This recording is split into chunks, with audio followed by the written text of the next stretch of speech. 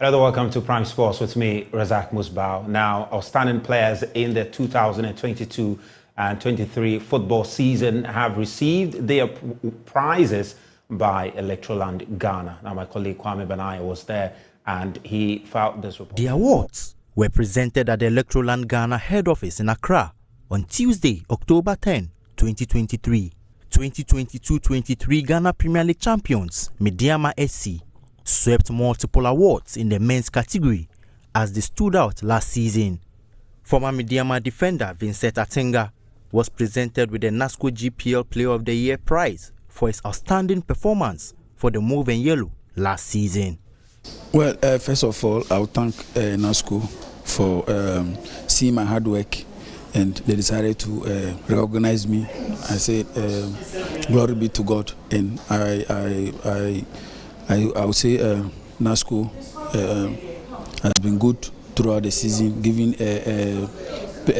player of the month, coaches of the month, man of the match awards.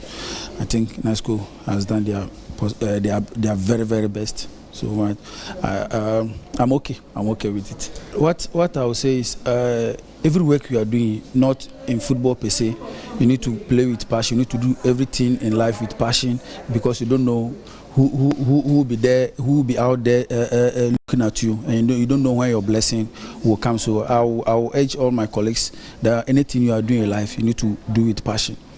Head coach Evans Adote was also presented with the GPL Coach of the Year award. Abednego Tete was also given his award for being the top goal scorer last season after netting 8 goals for BBNU Gold Stars.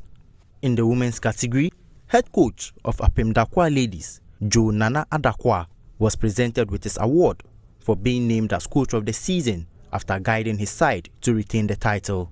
Maria Ponsa walked home with 2 prizes for being named Player of the Year as well as top goal scorer in the Ghana Women's Premier League last season.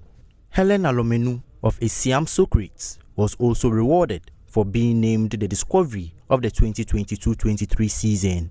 Head of Marketing and Media Relations for NASCO Ghana, Adisa Ibrahim, spoke to Joy Sports. When you look at our core values, Electroland Ghana Limited's core value, you will see that there's society. I think it's the top or the second. So when we mention society, what we mean by having society as one of our top core value is this. Like, you have these young girls out there that they have decided that they want to go on a positive tangent. They want to go on a very good path. Path here means they have a skill, they have passion, they have the can-do spirit to play soccer, and they've decided to go on that path. So as society being one of our top core values, these are the things we want to reward. Electroland is for society. Aside the fact that it's a corporate social responsibility, we love to see that there is development in not only our business, but in the lives of every Ghanaian. Now, business and marketing specialist and pro-vice-chancellor of the Ghana Technology University, Professor Robert Henson, has called for the inclusion of football in the country's export promotional strategies to help improve the game locally and on an international level. Now, speaking at the Joy Sports Joy Business Thought Leadership event on the development of football in Ghana, he emphasized that the country must reconsider the place of football in the development of the country by giving it more priority. So, for me, we need to start defining at a very basic level what exactly is the football product in this country. Is it just the players? Is it just the pitches? Or is it all the merchandise and the memorabilia? There's a discussion to be had around all that. 20 years ago, I went to Singapore. I was working with Honorable Kwamna Bartels. I was technical advisor for innovation and entrepreneurship. So I got into Singapore and we were watching football at 2 a.m., 3 a.m. And everybody was watching. The pubs were full. They were watching Premiership. Premier League, yeah. Exactly. I remember there was a shop in front of our hotel where they were selling Man U t-shirts for $99 a pop. It was full every day. And the shirt is £40 in the UK. Why is it $99 in Singapore? Because in Asia, the following is unimaginable. So they built a brand to the point where it's being consumed internationally, even more than at home in terms of merchandising and memorabilia. So I think marketing at a local level, club level, marketing to build the brand on the continent, marketing to build the brand globally is something we should think about. From the Ghana Tourism Authority to the Export Promotion Authority to the Investment Promotion Center to free zones, all the agencies in Ghana are responsible for marketing Ghana abroad.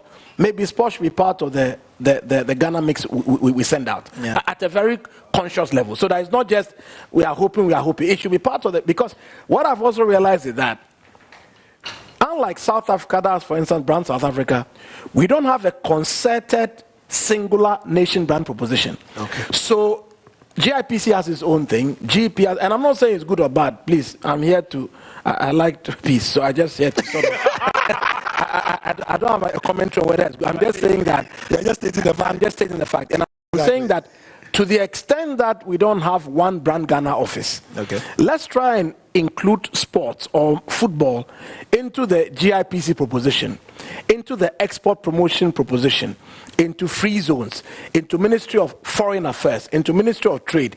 Anytime we get the chance to engage, let's look for investments and build solid business cases for getting the investments to take the football agenda forward. I think that kind of thinking would grow the brand locally and then make us internationally relevant as well. Now, business magnate and sports enthusiast Dr. Daniel Macaulay also wants the country's leadership to take a cue from President Paul Kagame of Rwanda to develop the right political will in improving the sport and to use same as a tool to market the country. Whenever I talk about leadership, a lot of people think it's an easy thing. Leadership is not an easy thing. If you want to drag government into business, into football, it must be what we call deliberate effort by government. It must be a deliberate effort by government and the political leaders to say, this is the dream, this is where we're going. Yeah. Why should Kagame sponsor Arsenal, Rwanda on their shirt?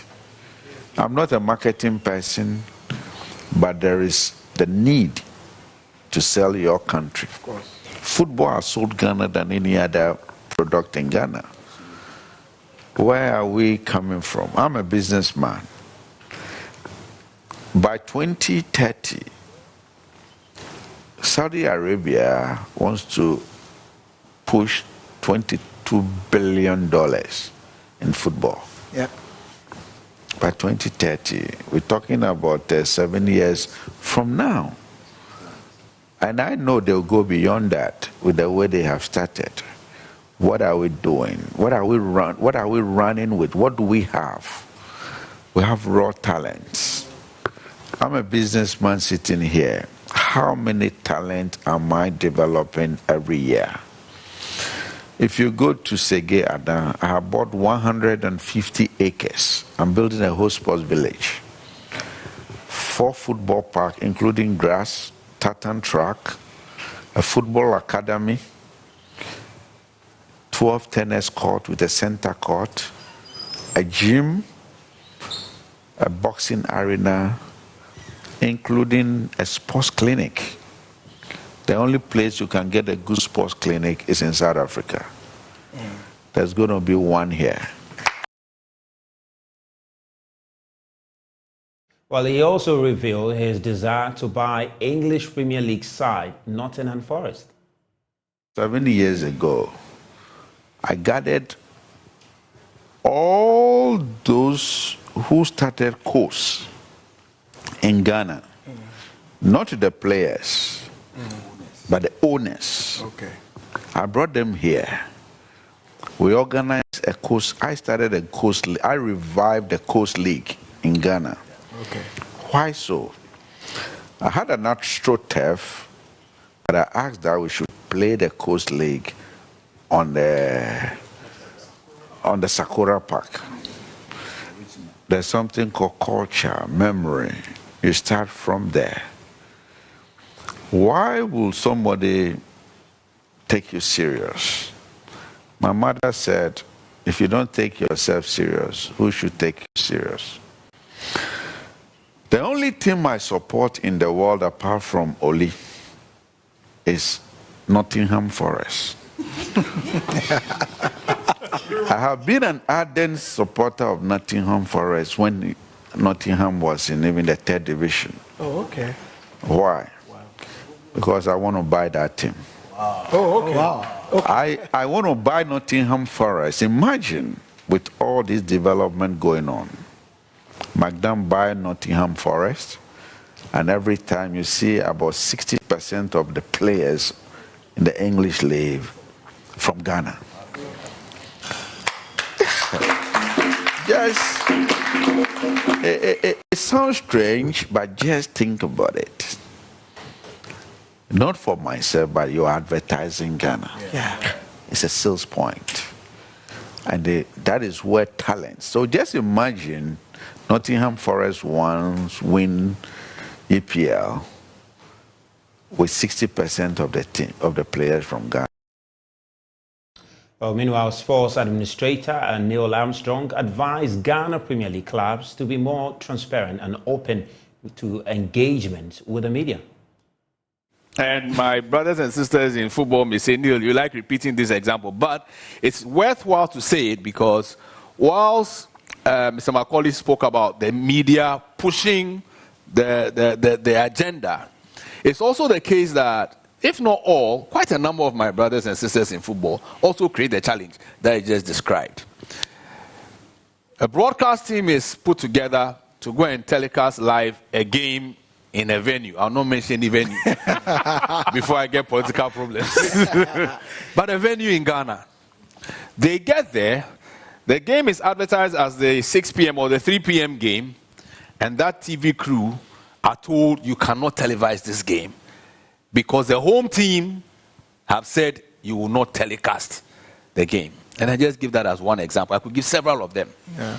So we talked about advice. The advice I give to my, let's say, self and my brothers and sisters in football is, if it is that we are saying that our media, our colleagues in the media must project us, then we need to configure ourselves and have a mindset that is open for us to be leveraged. Because without that mindset, a lot of what we are saying here will not be practically done. Yes, sir. The access to the players is through the clubs, not even through the FA. The FA, on paper, may say the clubs should do A, B, C, D. But this club prevented the TV crew. Actually, they put a trailer or something across the road, a truck. And the TV crew couldn't cross to go and telecast the game. Yeah. Yes, that's serious. Yeah. For whatever reason. I won't go into the reason. So, advice. My brothers and sisters in football, we need to be open. And need to understand that when the spotlight is on us, it actually inures to our benefit. Well, so that's, Ghana football legend Wilberforce Efum has been speaking to my colleague Bufta Nabila, and he has attributed the country's trophy drought to a lack of quality in the senior national team. Now, he was part of the 1963 and 1968 AFCON winning team of the Black Stars and believes that the situation can change only if the handlers of the national team shift from the dependence on foreign-based players to local players. So we won it in 63, 65, 78, and 82. Yeah. I don't know. I can't even. So, what are the players that you are going to play for to win up? We don't have players? Do you think we have players? If they don't change the system of selecting players from Europe, you know, these players coming from Europe, do you think they come and kill themselves for Ghana? My brother. But who have the quality in the local league? They think about their leg. They think about their leg. When they come here, they don't play hard the way they used to play in Europe. when he comes here and play and help himself, where is he going to get money to feed his family? And that's pretty much all we have for you on Prime Sports tonight with me, Razak Musbao. We have more stories for you on myjoeonline.com/sports. Up next is PM Express, and Aisha Ibrahim is coming your way, so please do stay tuned.